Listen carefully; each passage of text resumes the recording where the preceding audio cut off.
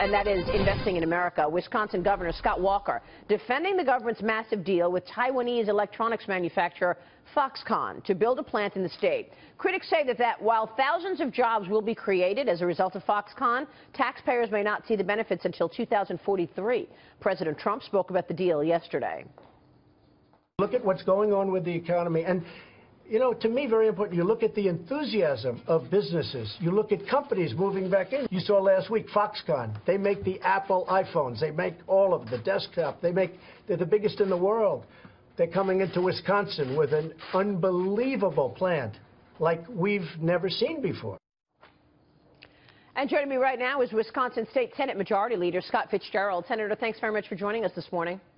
You bet. Good to be with you. So you are looking for more job protection in this bill. A lot of people are questioning what's going on in terms of the incentives and why Wisconsin is willing to shell out $3 billion in cash to get this plant. Is it worth it?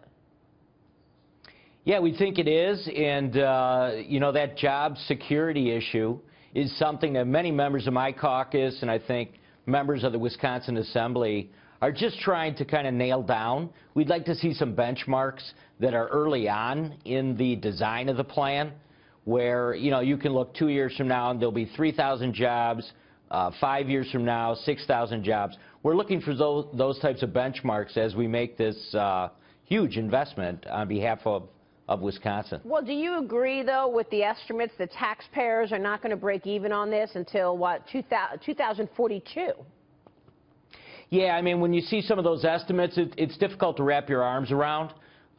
We're still confident, I think, that, you know, if we can certainly generate the types of jobs that Foxconn is going to bring, and it creates kind of this new sector, not only in southeastern Wisconsin, but probably have an impact on even Chicagoland, that ultimately the payout's going to be incremental over a number of years. What do you mean creating a new industry? What new industry are we creating? For Wisconsin, a new tech sector that simply doesn't exist right now in the state of Wisconsin or in that part of the Midwest. And I think that's when, you know, Terry Go came to Wisconsin and met with Governor Walker and then met with the legislative leaders.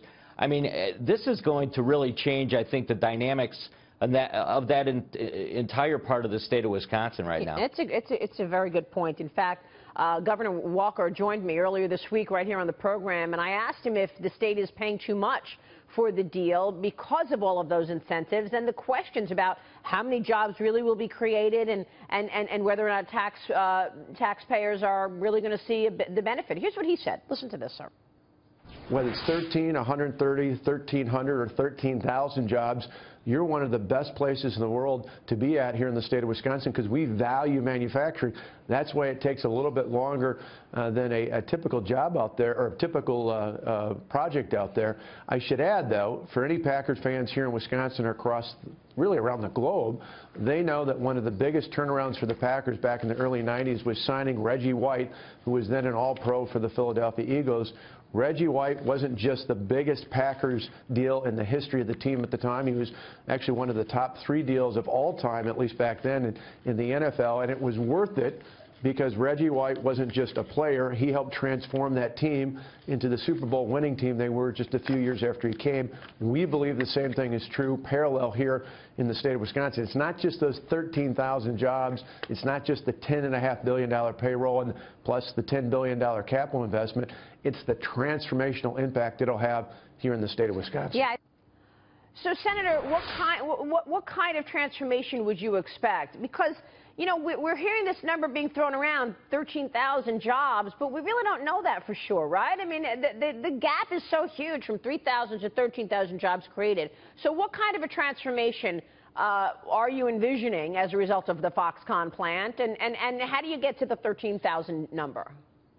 Well, the governor's analogy is correct. I mean, Wisconsin has always been a manufacturing state, and we lost 85,000 jobs in the economic downturn in '08. So we have been looking for any way and every way to try and bring manufacturing back to Wisconsin. This is not the type of light manufacturing that we're used to, but we're very excited about what this package could look like. And that's why the legislature is kind of doing its due diligence right now, working through it, and You know, there's probably going to be some amendments to the original legislation, but we feel good that we're on the right track and we're going to be able to get this done soon. Well, lawmakers are proposing up to 50 amendments, actually. What are you expecting in terms of this vote? Yeah, some of those amendments are more focused at the local levels of government.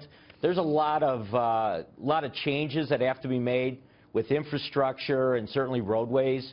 Water treatment plants have to be added to accommodate a project of this scope and this size. So there's a lot of different things happening at the local level that I think are ultimately going to drive some of these amendments. Do you think a better deal could have been struck, given the fact that you are giving up a lot, $3 billion in cash? Could there have been a better way to do this, do you think, in retrospect? Well, I mean, the executive branch certainly sat down, both our Wisconsin Economic Development Corporation and our Secretary of the Department of Administration. I think they worked on this for a couple months and cut a pretty good deal. I mean, that's why the legislature wants to kind of take a second look, just make sure that we agree kind of with the appropriations and the tax credits and a lot of the plan that ultimately is typically part of what you'd see in any economic development package. So I think we're comfortable with it. We just kind of want to do the due diligence, like I said. So bottom line, Senator, the vote is next week, correct? Do you have the votes to pass? Well, that's the Assembly. It looks like they're going to have an executive session on Tuesday and then a full vote on the floor of the Assembly on Thursday. It'll then make its way over to the State Senate, and we'll go through that same process over in the State Senate. Do you feel like you have the votes? I feel good about where we're at. We had a very good caucus yesterday. A lot of information was exchanged with DOA and members of my caucus, and I do feel good. I feel very positive that we're on the right track and we're going to get the votes. Senator, we'll be watching. Thanks so much for joining us this morning. Thank you very much. Senator Scott Fitzgerald there. Still